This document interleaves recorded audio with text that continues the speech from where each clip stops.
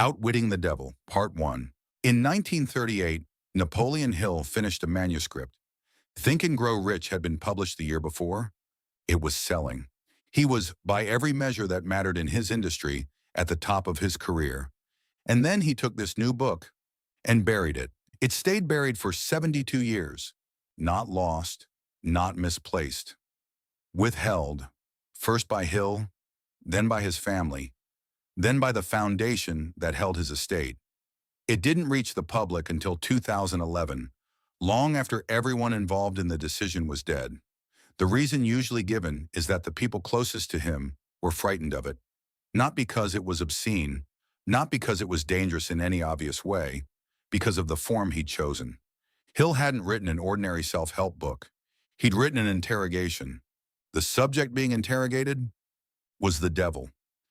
And the strange part isn't the theater of it. It's what the devil confesses to. You'd expect grand evil, corruption, ruin, something dramatic. Instead, he describes something that sounds almost boring. A habit, one that most people have, most of the time, without ever noticing. Hill called it drifting. Whether you read the devil religiously, psychologically, or simply as a device isn't really the point. Hill uses the character as a container, a way of gathering everything that gains power the moment a human being stops thinking for himself.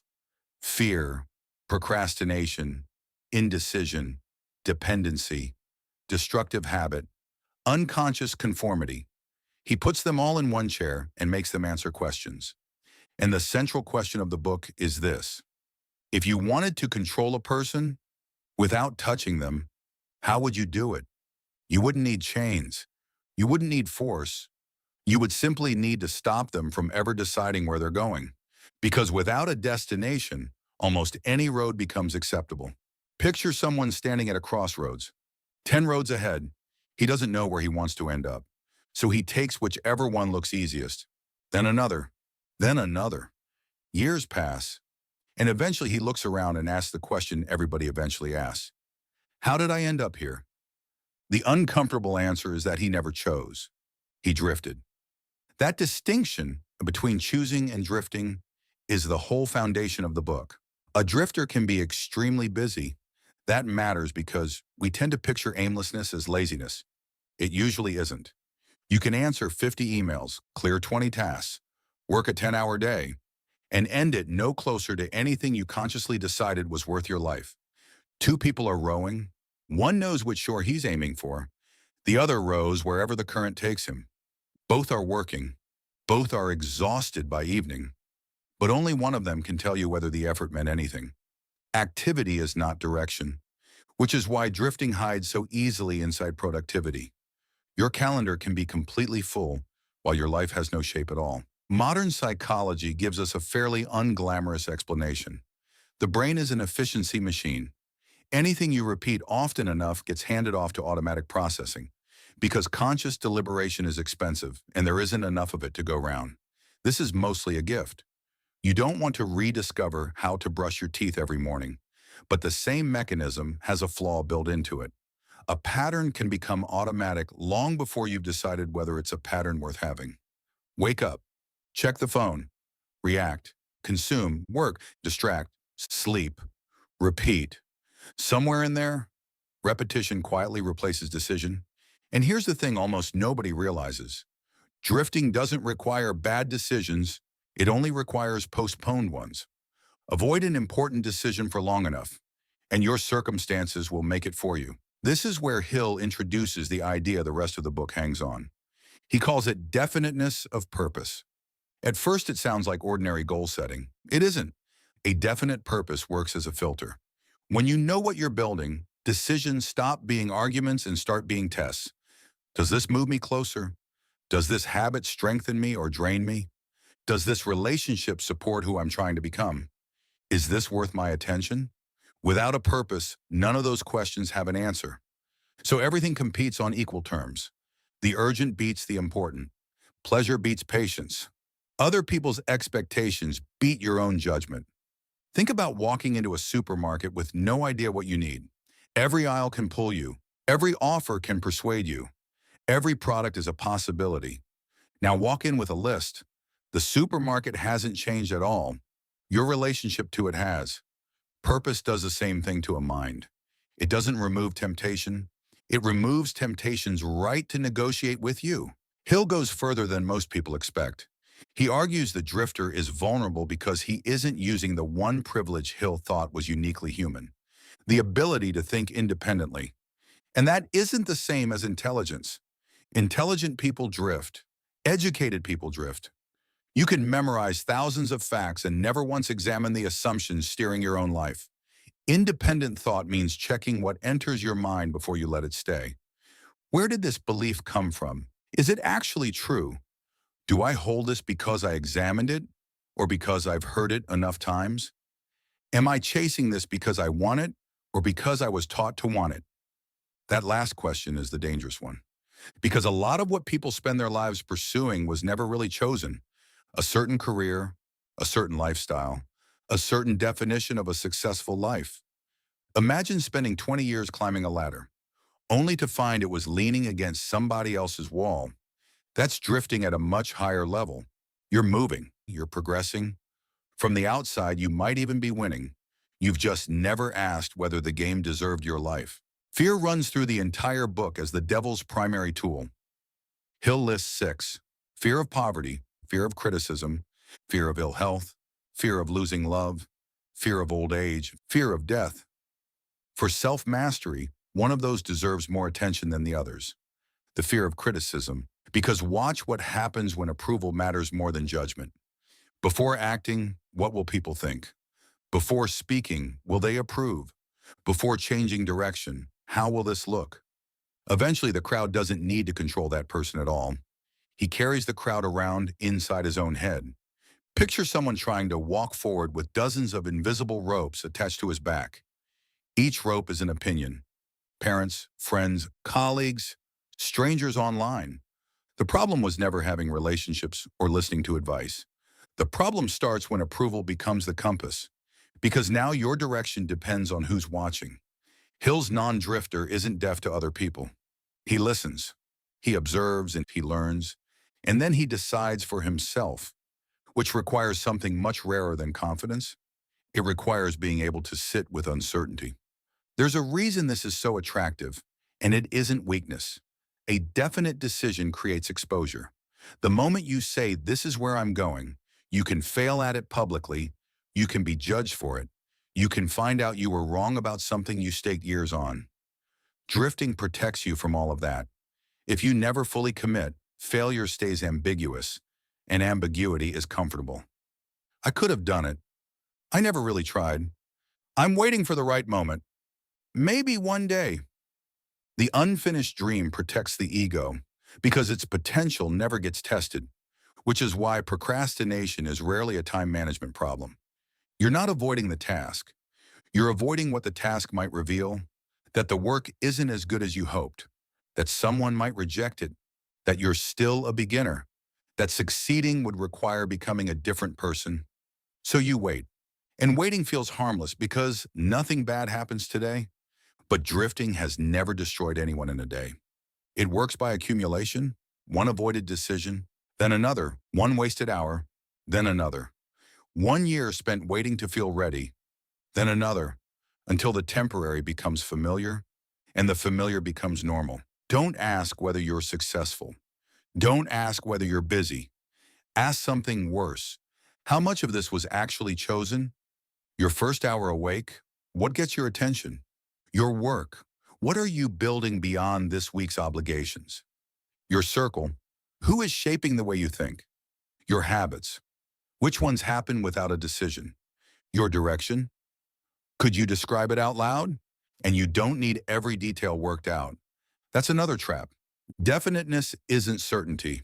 Okay. You can know which mountain you're climbing without knowing every rock on it. What matters is having enough direction to tell movement apart from wandering. This changes what the word means. Discipline isn't fighting yourself all day. The deeper version is building a life where fewer things are left to impulse. A person with no direction has to negotiate constantly. Should I work? Should I train? Should I save? Should I start? Should I stop? Every day is another debate. Purpose ends most of those debates in advance. The decision was already made before the difficult moment arrived. So back to the crossroads. The drifter reaches every junction and asks, which road feels best right now? The non-drifter asks, which road goes where I decided to go? Two questions, two completely different lives. And maybe that's the most useful way to read Hill's Devil. Not a creature waiting somewhere outside you. Not just the name for everything that benefits when you stop steering. Fear, impulse, social pressure, distraction, habit, comfort, indecision. None of them needs to beat you in open combat. They only need small pieces of your attention, surrendered daily for long enough. Until you wake up one morning having traveled a very long way without ever deciding where you were going. That's drifting, and recognizing it is the easy part. Because once it continues long enough, it stops behaving like a habit. Your environment starts reinforcing it. Your fears start defending it. Your mind starts justifying it. And eventually the prison stops feeling like a prison. It simply feels like you. Part 2 is how that happens. Outwitting the Devil. Part 2. At one point in the interrogation, Hill asks the devil how many people he controls. The answer he gets is a number, 98 out of every 100. Now you can dismiss that as theater, and it probably is. But it's worth sitting with the shape of the claim because it's a strange thing to boast about. He isn't claiming to have corrupted 98% of humanity. There's no suggestion these are bad people. Most of them are decent, hardworking, well-intentioned. That's the unsettling part. Whatever it is that separates the 98 from the 2, it isn't morality and it isn't effort. It's something quieter. And in part 1, we named the beginning of it. Drifting, living without consciously pointing your mind at anything. But drifting on its own doesn't explain the number, because drifting is reversible. Anyone can wake up on a Tuesday and decide to change direction.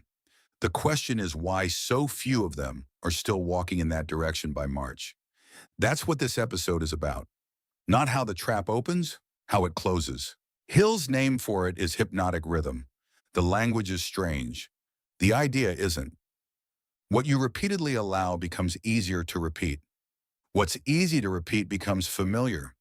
What's familiar starts to feel natural. And what feels natural stops getting questioned. Which means the biggest threat to self-mastery isn't weakness, it's familiarity. Picture a field with no path across it. The first time you cross, you're pushing through waist-high grass. It's slow, awkward. You come back the next day and the day after. The grass flattens and a path appears.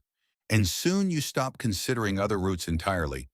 Not because you decided this one was best, but because it's there. Thoughts create tendencies. Tendencies create actions. Actions become patterns. Patterns become habits. And eventually the habit starts directing the person who built it. Habit psychology explains the machinery here better than Hill could in 1938. The brain is constantly hunting for ways to spend less effort. If every action demanded full conscious attention, an ordinary day would be unbearable. So repeated behavior gets automated. This is enormously useful, right up until the behavior being automated is one that's working against you. Check your phone whenever you're bored. Eventually, boredom itself becomes the trigger. Avoid hard work whenever you feel uncertain. Eventually, uncertainty triggers avoidance. Eat when you're stressed. Complain when something goes wrong. Spend when you feel dissatisfied. Seek reassurance when you doubt yourself. Each one is trivial on its own, but repetition is teaching your mind a rule. When I feel this, I do that. And once the rule is automatic, you forget you're the one who taught it. That's why change feels so disproportionately hard. You're not changing in action. You're standing in a field trying to ignore a path you've walked 400 times. Hill's answer is environment, and he means something broader than most people do. Because you don't build habits in isolation, you absorb them. From what your family expects, from what your friends do, from what your colleagues tolerate, from what your culture repeats often enough to sound obvious, and now from something Hill never saw. Your phone, your feeds, your notifications, your recommendations, your endless supply of other people's thinking. So here's the working definition. Your environment isn't where you live. Your environment is whatever repeatedly reaches your attention. And whatever repeatedly reaches your attention gets a vote on what you consider normal. Put someone in the middle of a circle of 5 people. One complains constantly, one spends impulsively, one mocks ambition, one avoids responsibility, one lives entirely for the next pleasant hour. Nothing dramatic has to happen. He doesn't have to admire them. He just has to stay there. Gradually, certain behaviors become ordinary. Certain excuses become reasonable. Certain limits become believable. The walls of his world move inward, quietly, without a single confrontation. That's the real power of environment. It changes your standards without asking your permission. There's a concept in psychology called social proof. When we're unsure what to do, we look at what everyone else is doing. Usually that's sensible. If a room full of people suddenly runs for the exit, this is a poor moment to think independently. But it becomes dangerous when we outsource judgment permanently, because common behavior isn't good behavior. It's just common. Hill's demand is that you examine ideas instead of inheriting them. Why do I believe this? Where did that assumption come from? Would I still want this if nobody could see it? Is this my standard or one I absorbed? And those questions get uncomfortable quickly because sometimes the answer is that a thing you'd filed under personality turns out to have been adaptation. You learned to stay quiet because speaking up used to attract criticism. You learned not to take risks because everyone around you was frightened of uncertainty. You learned to put things off because avoidance brought instant relief. You learned to doubt yourself because somebody said it enough times that eventually you took over saying it for them. Not every voice in your head started with you.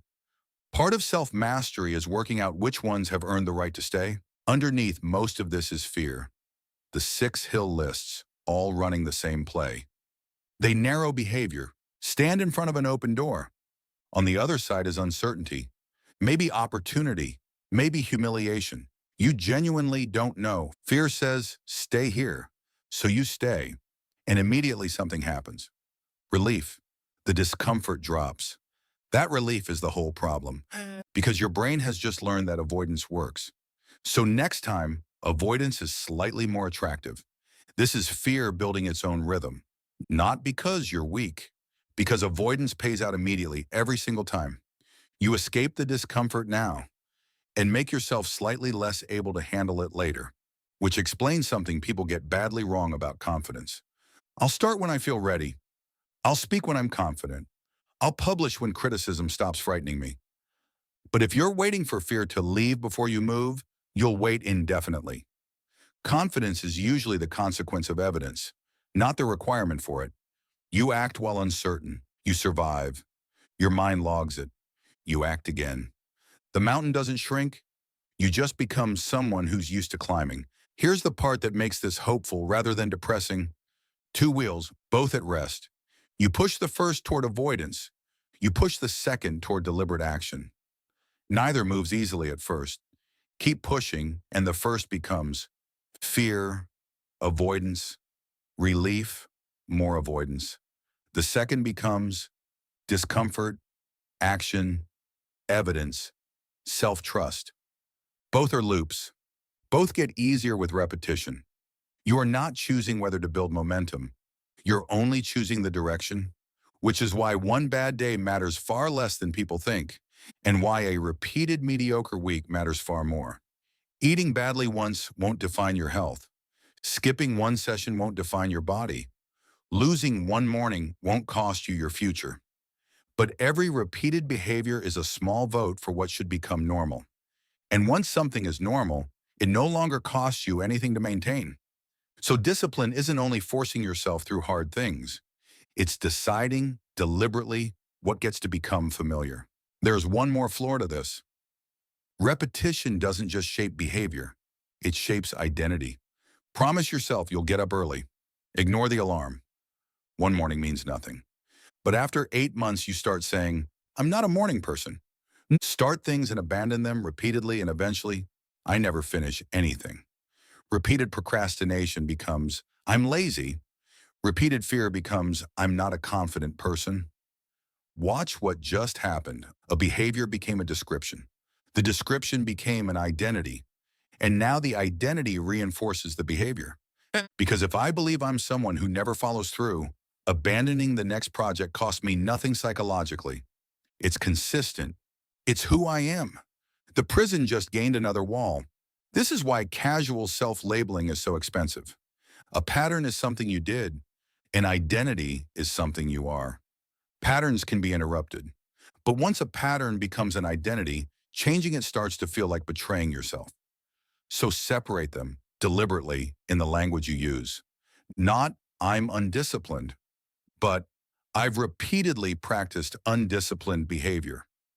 Those sound almost identical. Psychologically, they're nothing alike. One describes a person, the other describes a habit. And Hill doesn't think willpower solves this, because your environment keeps feeding the pattern while you fight it. Try to focus while every distraction stays within arm's reach. Try to think independently while consuming other people's opinions all day. Try to build ambition surrounded by people who find effort embarrassing. Try to become calm on a diet of outrage. You're pushing a rock uphill while your environment pushes back down. Sometimes self-mastery isn't about becoming stronger. It's about removing unnecessary resistance. Try to stop eating biscuits with the packet beside your desk. Every hour you have to win. Move them somewhere inconvenient. Same person, same willpower, far fewer battles. Because discipline is a finite resource, and every unnecessary decision is another chance for impulse to win one. So the better question isn't, how do I become more disciplined? It's, what in my environment keeps training me not to be? Look at your room. What behavior does it make easy? Look at your phone. What behavior does it make effortless? Look at your circle. What attitudes does it make normal? Look at your feed. What emotion are you rehearsing every day? Anger, envy, urgency, comparison? Because consumption isn't passive. Whatever you repeatedly take in becomes the raw material your thinking is made of. Think of your attention as the front door of a house. Most people are careful about their actual homes. They lock the door. They decide who comes in. They don't let strangers wander into the living room and start rearranging the furniture. But mentally, a notification appears. Come in. An angry stranger online. Come in. A meaningless argument. Come in. An algorithm decides what deserves the next 20 minutes. Come in. And then people wonder why their inner life feels so loud. Self-mastery requires being a gatekeeper. Not because the world outside is evil, because attention is limited, and whatever keeps capturing it eventually steers you. There's a reason the fear of criticism sits underneath all of this. Humans are social animals. Acceptance isn't vanity. It used to be survival. So criticism registers as far more threatening than it is. And that creates a genuine conflict. You want to change, but change threatens the version of you other people have agreed to. You've always been the one who's bad with money. Now you're saving. People notice. You've always come out on Saturday. Now you're working on something. People notice. You've always gone along with the group. Now you have your own opinion. People notice. The behavior isn't the only thing changing. Your position in the group is changing. And sometimes people will pull you back, not maliciously. Familiarity is comfortable for everyone, including them. So the moment you stop drifting, friction appears, which is exactly why you need to know why you're changing. Because if you don't, social pressure will decide whether you continue. Hill's non-drifter isn't someone who ignores everybody. That's just a different kind of foolishness. Listen widely, think carefully, and then decide deliberately. That order matters. Because independent thought doesn't mean rejecting conventional wisdom on principle. If you disagree with the crowd automatically, the crowd is still driving. You're just facing the other way. Real independence means neither agreement nor disagreement is automatic. You evaluate, you choose, and then you carry the consequences. That last part is the uncomfortable one, and it's the real reason drifting feels safer. Responsibility removes excuses. If the decision was yours, so is the outcome. The drifter can always point somewhere else. My circumstances, my parents, my boss, the economy, my luck, other people. And some of that is fair. Hill pushes personal responsibility further than the evidence really supports. Circumstances matter, health matters, money matters, opportunity matters, and pretending otherwise is its own kind of fantasy. But there's still a distinction worth keeping. Influence isn't authorship. You don't choose the cards. You do choose how deliberately you play them. Not with one enormous act, with deliberate repetition in the opposite direction. If the pattern is procrastination, practice starting before you feel ready. Not finishing, starting. 5 minutes. You're teaching a new sequence. Discomfort, then action. If the pattern is distraction, build small windows where boredom isn't immediately medicated. If the pattern is breaking promises to yourself, make smaller promises, then keep them. If the pattern is fear of criticism, deliberately do small things that might be judged, and find out that disapproval is uncomfortable rather than fatal. If your environment is training the wrong behavior, redesign it before demanding more willpower. Put the book where you'll see it. Put the phone where you won't. Make the good thing obvious and the destructive thing inconvenient. None of this looks impressive. That's the point. The rhythm wasn't built dramatically either. There's one idea underneath all of this that changes how you hear the rest. You are always practicing something, even when you think you're doing nothing. Avoiding the difficult conversation is practice. Reaching for your phone in every quiet moment is practice. Keeping your word is practice. Breaking it is practice. Your repeated behavior is constantly teaching your habits, your nervous system, and your self-image what to expect from you. So maybe the question isn't, who do I want to become? That's too far away to be useful. Ask the closer one. What am I practicing becoming? Because the answer already exists. It's sitting in your ordinary days in plain sight. And that's the strange comfort in Hill's idea. The mechanism has no preference. Repeat fear, and fear gains momentum. Repeat courage, and courage becomes ordinary. The same process that builds the prison builds the way out of it, which brings us back to the field. However many hundreds of times you've walked one path, the grass on the other route hasn't been cemented over. It's just tall. In part 3, the 7 principles Hill says make a person almost impossible to control. Outwitting the Devil, part 3. Before the 7 principles, there's something you should know about the man giving them. Napoleon Hill built his entire career on a story that as a young reporter, he was sent to interview Andrew Carnegie, then the richest man alive, and that Carnegie commissioned him on the spot to spend 20 years studying the most successful people in America and distilling what made them work. It's a perfect origin story. It may also not have happened. Researchers and journalists who've gone looking for hard evidence of that commission have struggled to find much. And when people started examining the rest of the biography, the businesses, the credentials, the fortunes supposedly made and lost, a fairly consistent pattern emerged. Hill was, at the very least, an unreliable narrator of his own life. Some of it looks invented. So why are we still here? Because this is the genuinely interesting problem. The man who wrote one of the most influential books on self-discipline of the 20th century may have been terrible at it, and you have 2 options. You can throw the whole thing out, or you can do the exact thing the book spends 300 pages telling you to do. Judge the idea on its own terms, not on the reputation of whoever handed it to you, which cuts both ways, incidentally. It's the same reason you shouldn't accept an idea just because a successful person said it. Judge that way, on the mechanics rather than the man. Most of what follows holds up, and some of it doesn't. I'll tell you which is which. Here's where the first 2 parts leave us. You know what drifting looks like. You know how repetition hardens it into something that feels like personality, and knowing that changes nothing. Understanding a trap is not the same as standing outside it. Awareness only turns the lights on. You still have to walk. Hill's answer is 7 principles, not 7 tips. 7 disciplines. And the reason there are 7 is that each one closes a different exit. Because you can escape drifting in one direction and walk straight back into it from another. Principle 1. Definiteness of purpose. Imagine handing someone a ship, engine, fuel, charts, a capable crew. Everything required to travel, except somewhere to go. That ship can move very fast and arrive nowhere. Hill thought most people live exactly like this. Intelligence, energy, opportunity, talent, and nothing organizing any of it. So life becomes reactive. Whatever's urgent takes the attention. Whatever's pleasant gets repeated. Whatever's frightening gets avoided. And whatever the people around you value slowly becomes what you value. But this is deeper than having goals. A goal is, I want to earn more. A definite purpose asks the questions underneath it. Why? For what kind of life? Through what kind of work? What am I willing to give up for it? What am I not willing to give up? Who would I have to become? Because clarity doesn't only tell you what to chase, it tells you what to refuse. And that half is worth more. Every serious purpose creates boundaries without being asked. If your work needs deep concentration, being constantly available becomes incompatible with it.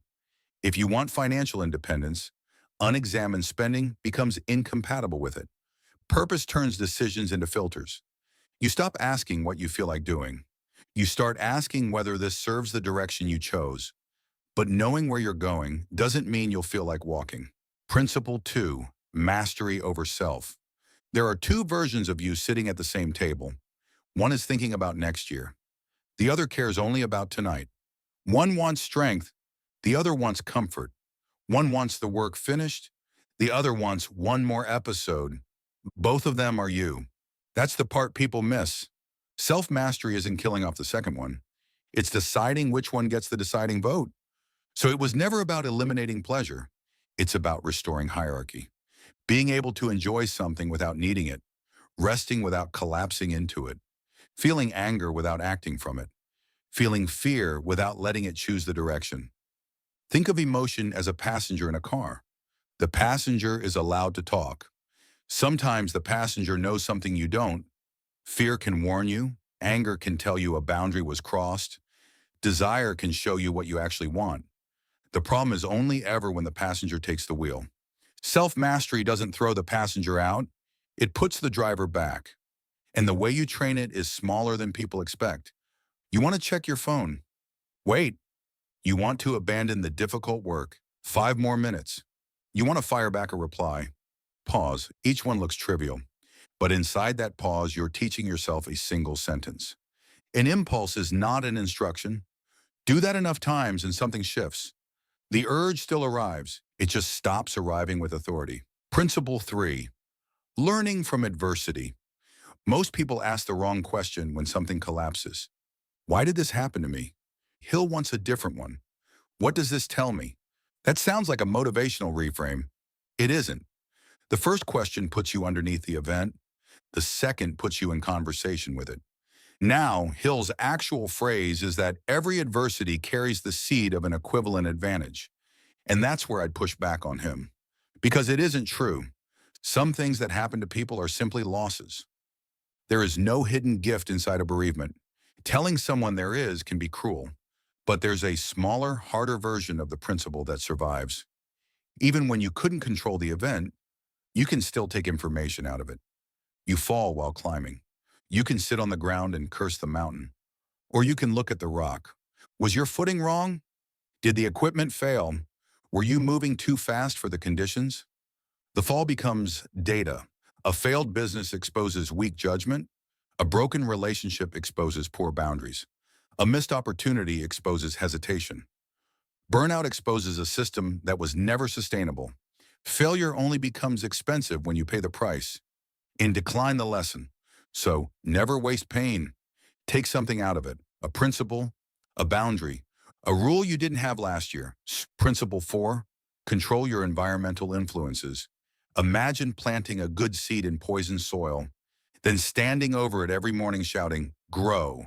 That's most self-improvement. People try to change themselves while carefully preserving everything that produces the old behavior. We covered how environment shapes you in part 2. What matters here is why Hill puts it on a list of disciplines at all. Because look at what the other 6 require. Purpose requires clarity you might not have yet. Self-mastery requires strength in the exact moment you're weakest. Learning from adversity requires you to be calm about something painful. Time requires you to wait years. Every one of those asks something of you in the moment. Environment doesn't. You can change your environment on a day when you have no discipline whatsoever. Delete the app on a Sunday and it's still gone on Thursday, when you're tired and it's late, and you would absolutely have opened it. That's the whole point. Environment is the only principle that keeps working while you're not. It's discipline you install once and collect on repeatedly. So audit it honestly. What behavior does my environment reward? What does it make difficult? Who sharpens my thinking? Who reliably pulls me toward distraction, resentment, or self-doubt? Then change what you can actually change, which isn't everything. Most people can't choose their family, their workplace, or their city, but almost nobody has changed the things they could. Principle 5, time. Time looks like an odd thing to call a principle. You can't control it. You can't save Tuesday and spend it in March. Hill includes it because time is what gives repetition its power. It's the multiplier on the rhythm we talked about last episode. And it's completely indifferent. Plant discipline, give it time, discipline becomes ordinary. Plant avoidance, give it time, avoidance becomes ordinary. Plant knowledge, give it years, it compounds. Plant resentment, give it years, and it becomes a personality. People wildly overestimate what one intense day can do, and underestimate what an unremarkable behavior repeated for 3 years becomes. Two roads separating by a single degree look identical at the start. Walk far enough and they end in different countries. So the question isn't whether you're using your time. Everyone is. The question is what it's currently multiplying, which changes what patience actually means. Patience isn't waiting. It's continuing a correct process long enough for the accumulation to become visible. And most people quit somewhere in the gap between doing the right thing and being able to see that it worked. Principle 6, harmony. Harmony is the easiest one to misread. It doesn't mean your life should feel peaceful. It means alignment. Your purpose, your habits, your relationships, your environment, and your actual behavior should increasingly pull the same way. 6 people pushing a car, 3 push forward, 2 push back, 1 pushes sideways. Everyone is exhausted. The car barely moves. That's internal conflict. And it's why people can work incredibly hard and still feel like they're going nowhere. You say health matters and sleep 4 hours. You say freedom matters and spend everything you earn. You say the work matters and give your best hours to entertainment. You say you want peace and consume things engineered to make you angry. The problem isn't a shortage of desire. It's that your forces are canceling each other out. So Harmony asks one blunt question. Does the way I live support what I claim to value? That's an uncomfortable audit, because values aren't demonstrated by what you say. They're revealed by what repeatedly gets your hours. Make your calendar support your priorities. Make your environment support your habits. Make your habits support your purpose. When those point the same way, you stop spending most of your energy fighting yourself. And most people have far more energy than they think. It's just committed to a war nobody's winning. Principle 7, caution. Purpose without caution becomes obsession. Confidence without caution becomes arrogance. Speed without caution just gets you down the wrong road faster. Hill's last principle is judgment, and it is not fear. A frightened person refuses to cross any bridge. A reckless person runs across without looking. A cautious person checks it, then crosses. The crossing still happens. That's the distinction the whole principle rests on. So before a serious decision, what do I actually know? What am I assuming? What could I be missing? Am I acting from purpose or from mood? What's the cost if I'm wrong? Is this genuinely good or just urgent? And this catches a form of drifting almost nobody recognizes in themselves. Because drifting isn't always passive. Some people drift by chasing everything. New idea, new business, new strategy, new trend. Constantly moving, never staying anywhere long enough for time to compound. That person looks like the opposite of a drifter.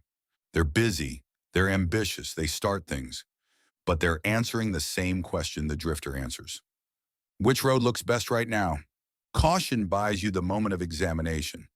Not so long that you're paralyzed. Long enough that the decision belongs to you and not to the mood you happen to be in. Now, the obvious objection. All 7 of these assume you have room to maneuver. Time to think. Some control over your surroundings. Enough stability to plan in years. And a lot of people don't. If you're working 2 jobs or caring for someone who's ill or dealing with something that takes everything you have just to stay level, a philosophy built on definiteness of purpose can sound like it was written by someone who has never had a genuinely bad year. Hill is weakest here. He consistently pushes personal responsibility further than the evidence supports. Circumstances matter. Health matters. Money matters. Who you were born to matters. So take the honest version instead. These principles don't decide your outcome. They decide what you do with the room you actually have. And the less room you have, the more expensive it is to waste any of it, which is an argument for this, not against it. Now notice what Hill has actually built. This isn't 7 separate ideas, it's a chain. Purpose chooses the road. Self-mastery keeps you on it when you don't feel like it. Adversity teaches you something every time you fall. Environment decides how hard the walking is. Time turns repeated steps into momentum.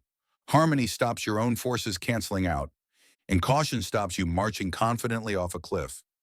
Remove anyone, and the rest get weaker. Purpose without self-mastery is a plan you never execute. Self-mastery without purpose is discipline pointed at nothing. Both of those without caution is someone marching brilliantly in the wrong direction. And all of it without environment is a fight you have to win again every single day. So if you want to start somewhere this week, start with 1 page. Write down what you're actually trying to build. Name the 2 impulses that most reliably pull you off it. Pick one thing in your surroundings that makes those impulses easy, and change it today. Choose 2 actions you're willing to repeat for a year. Only 2. Find one contradiction between what you say matters and where your hours actually go, and close it.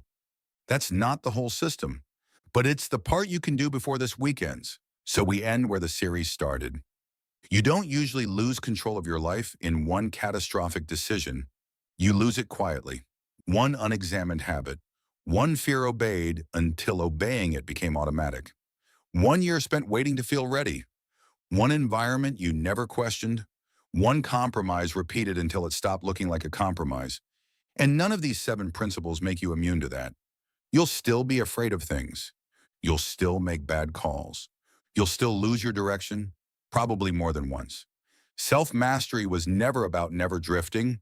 It's about noticing the current sooner, which might be the real meaning of the conversation Hill invented.